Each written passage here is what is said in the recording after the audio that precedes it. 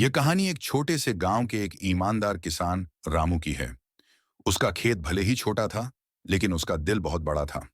वह अपनी मेहनत से खेती करता था और कभी भी किसी से झूठ नहीं बोलता था। एक साहूकार, रामू भाई, ये ताजे फल और सब्जियां मुझे बहुत पसंद आई, लेकिन मैं आपको इनका थोड़ा कम दाम दूंगा। अगर तुम मेरी बात मानोगे तो मैं सब खरीद लूंगा। रामू, धन्यवाद, पर मैं अपनी मेहनत का सही मूल्य ही लूंगा। मुझे सस्ते में बेचने का कोई जरूरत नहीं है। साहूकार, तुम्हें तो कोई और खरीदार नहीं मिलेगा। इन फसलों का दाम बहुत कम है। अगर तुम सही दाम मांगोगे तो कोई नहीं खरीदेगा। रामू, मुझे फर्क नहीं पड़ता। मैं अपनी मेहनत को सही दाम पर ही बेचूंगा।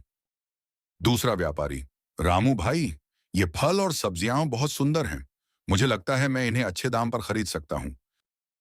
रामू, धन्यवाद। मुझे हमेशा सच्चे और ईमानदार व्यापार की उम्मीद होती है।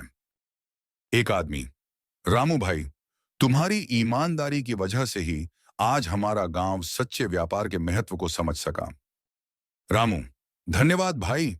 हम सबका काम यही है कि एक दूसरे की मदद करें और सच्चाई का रास्ता अपनाएं। कहानी के माध्यम से मैंने यह संदेश देने की कोशिश की है कि ईमानदारी और मेहनत कभी व्यर्थ नहीं जाती। जीवन में कई मुश्किलें आती हैं, लेकिन जब हम सही रास्ते पर चलते हैं तो सफलता खुद हमारे कदमों में होती है।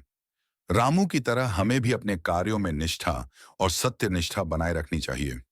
मुझे उम्मीद है कि इस कहानी से आपको प्रेरणा मिली होगी और आप भी अपनी जिंदगी में ईमानदारी के रास्ते पर चलकर सफलता की ऊंचाइयों तक पहुंचेंगे।